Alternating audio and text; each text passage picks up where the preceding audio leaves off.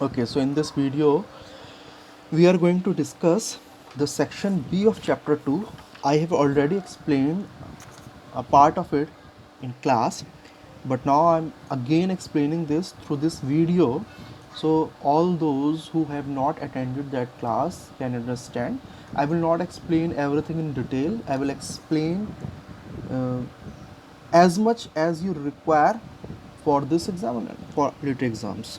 So different forms of energy, as we are in this chapter discussing about motion, क्योंकि हम इस chapter में motion की बात कर रहे हैं, तो यहाँ पे जो डिफरेंट फॉर्म्स ऑफ एनर्जी उसमें हम जो सबसे पहले एनर्जी की बात करेंगे, that energy is mechanical energy. Why we are discussing mechanical energy? Because whenever a body is in motion, the energy that it possess because of its motion, okay, or even if it is rest, the uh, the energy possessed by a body because of its inertia or because of its motion is known as mechanical energy. कौन सी energy कहलाती है?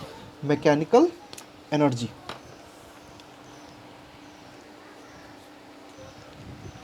So if we have to explain mechanical energy,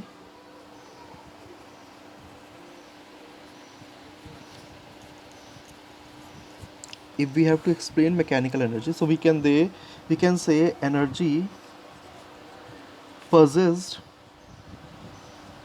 by a body due to its state of rest or of motion.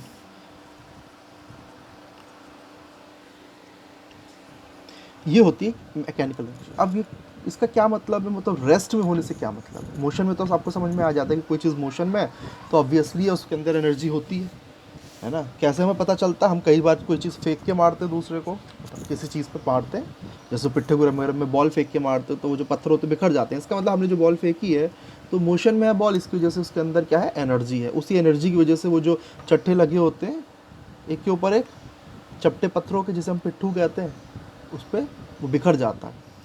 सो अब rest में होने से क्या मतलब है? रेस्ट में होने से दो तीन चीज़ें हो जाती हैं रेस्ट में. जैसे अगर बिल्कुल हम रेस्ट की बात कर लें कि कोई चीज़ ज़मीन पे पड़ी हुई है तो भी उसके अंदर कुछ एनर्जी होगी, मैकेनिकल एनर्जी. वो कौन सी मैकेनिकल एनर्जी होगी? वो उसकी इंटरनल एनर्जी कहलाती है. उस समय जो मैकेनिकल एनर्जी है वो इंटरनल एनर्जी. जैसे कोई अगर स्टोन पड़ा हुआ है ज़मीन पर, ठीक है, तो उसके अंदर भी एनर्जी है. कौन सी एनर्जी है? इंटरनल एनर्जी है. वो एनर्जी कहाँ से आती है? वो एनर्जी आती है उसके पार्टिकल्स के मोशन की वजह से.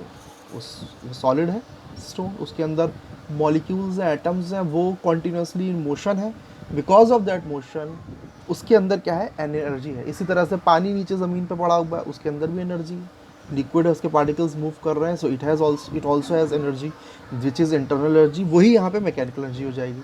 बाकी जो मैकेनिकल एनर्जी होती है किसी बॉडी के अंदर, वो दो चीज़ों की वजह से आती है, यानी कि उसकी दो कैटेगरी है मैकेनिकल एनर्जी की. आपको पता ही है पहले से. पहली कैटेगरी है पोटेंशियल एनर्जी. अब मैं इसे ज़्यादा एक्सप्लेन नहीं करूँगा पोटेंशियल एनर्जी को. पोटेंशियल एनर्जी दो तरह की. पोटेंशियल एनर्जी मतलब पोटेंशियल है. पोटेंशियल एनर्जी को कहते हैं ना, किसी इसके अंदर ये पोटेंशियल है, ये कर सकता है, इसके अंदर पोटेंशियल है. तो यहाँ पे वो ये पोटेंशियल एनर्जी वही एनर्जी जो किसी के अंदर है. अब उस एनर्जी को हम यूटिलाइज कर सकते हैं. It is the form of energy which can be utilized. Okay, हम इस एनर्जी को किसी दूसरी तरह से यूटिलाइज कर सकते हैं, इसको किसी दूसरे फॉर्म में कन्वर्ट कर सकते हैं. मोस्टली पोटेंशियल एनर्जी किस में कन्वर्ट होती है? काइनेटिक एनर्जी में कन्वर्ट होती है. ठीक है. अब पोटेंशियल एनर्जी दो चीज़ों की वजह से होती है. सॉरी, पहला था पोटेंशियल, इसमें ये दो चीज़ों की वजह से होगी. ड्यू टू हाइट की वजह से. ठीक है. जब हम किसी चीज़ को कोई ऑब्जेक्ट है ज़मीन पे, हमने उसको थोड़ा ऊपर उठा के कहीं पे रख दिया, ये जैसे यहाँ पे ये टेबल के ऊपर ये पड़ा हुआ है, क्या है ये? Paperweight. तो अब क्योंकि ज़मीन से इसकी कुछ हाइट है, ठीक है, ज़मीन से ऊपर है ये, तो इसके अंदर भी पोटेंशियल एनर्जी है. क्या है इसके अंदर? पोटेंशियल एनर्जी है. और हमने उठाया इसको थोड़ा और ऊपर कर लिया, अभी पेज से ऊपर, अभी भी इसके अंदर पोटेंशियल एनर्जी है.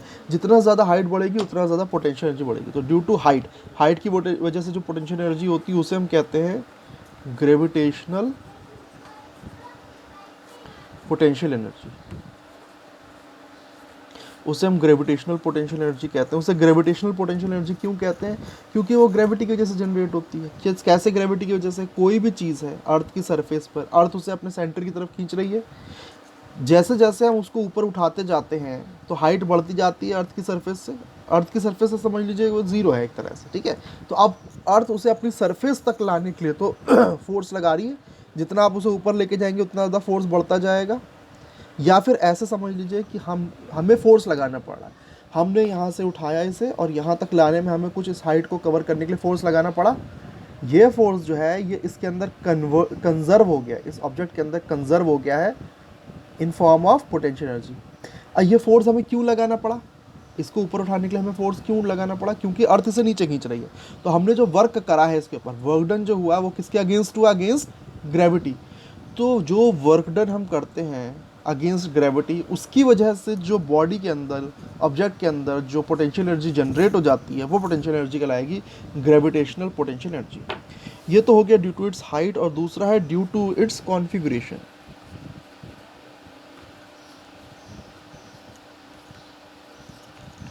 अब कॉन्फ़िगरेशन की वजह से क्या हो सकता है? कॉन्फ़िगरेशन में दो चीज़ें आएंगी, दो तीन चीज़ें आ सकती हैं। अब बस हम यहाँ पे लिख दें नॉर्मल सा, शेप एंड साइज़ की वजह से।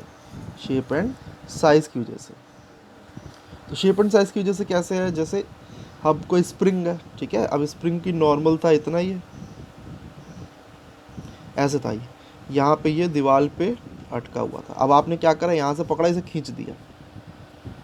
आपने इस स्प्रिंग को क्या करा? खींच दिया।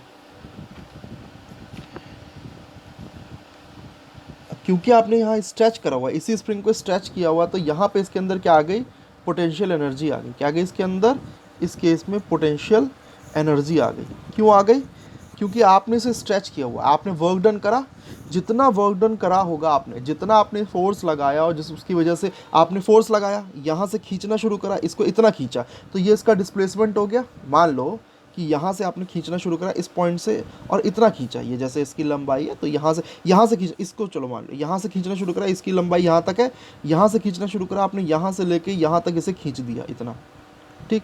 तो ये डिस्प्लेसमेंट हो गया। इस खींचने में आपने कुछ फोर्स लगाया होगा, फोर्स लगाया होगा खींचने के लिए। आप इसे पुल कर रहे हैं इस तरफ, मान लीजिए आपने एफ फोर्स लगाया इस डायरेक्शन में, तो कुछ वर्क डन आपको करना पड़ा। इसको खींचने के लिए कितना वर्क डन करना पड़ा आपको? Work done is equal to आपका कितना होगा? जो फोर्स आपने लगाया है इनटू जो ये स्ट्रेच हुआ है, यानी कि डिस्प्लेसमेंट, एफ इंटू डी, इससे हमें वर्क डन मिल रहा है। यही जो वर्क डन है ये कंजर्व हो गया इसमें किस फॉर्म में? As potential energy. यही वर्क डन इसमें कंजर्व हो गया एज पोटेंशियल एनर्जी। जैसे ही आप इसे छोड़ेंगे वापस अपनी पोजीशन में आएगा। अगर आपने कोई चीज़ इसमें पीछे बांध दिया तो वो झटके से उसे आगे खींचेगा। वो कैसे खींचेगा? Because of this potential energy. ये जो पोटेंशियल एनर्जी अभी है तो कॉन्फ़िगरेशन की वजह से, स्प्रिंग कितना था, इतनी था साइज़, आपने उसे स्ट्रेच करा, आपने उसका कॉन्फ़िगरेशन चेंज करा, आपने उसका साइज़ चेंज करा, ठीक है। शेप तो नहीं चेंज करा, साइज़ चेंज करा, तो उसकी वजह से उसके अंदर पोटेंशियल एनर्जी जनरेट हुई। तो जब हम कॉन्फ़िगरेशन को चेंज करके पोटेंशियल एनर्जी जनरेट करते हैं तो वो मोस्टली होती है इलास्टिक पोटेंशियल एनर्जी। क्या होती है वो? Elastic potential energy. अब ये बहुत सारी चीज़ों में मिलती है, जैसे कैटापुल्ट होता है। कैटापुल्ट यानी कि गुलेल में आप ऐसा करके पीछे खींचते हैं, तो जितना आपको फोर्स लगाना पड़ा और जितना आपने पीछे खींचा उसकी वजह से आपको वर्क डन करना पड़ा।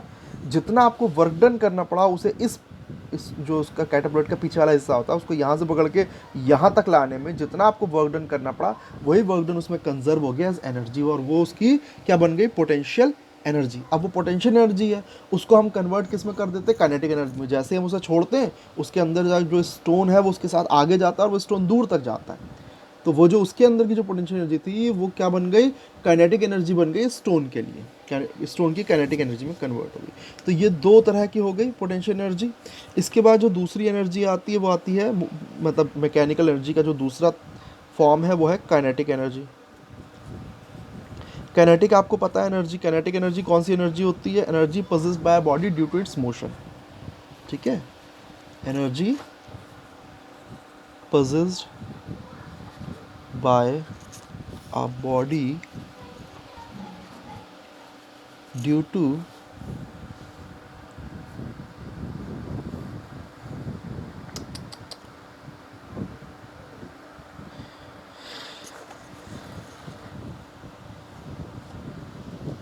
energy possessed by a body due to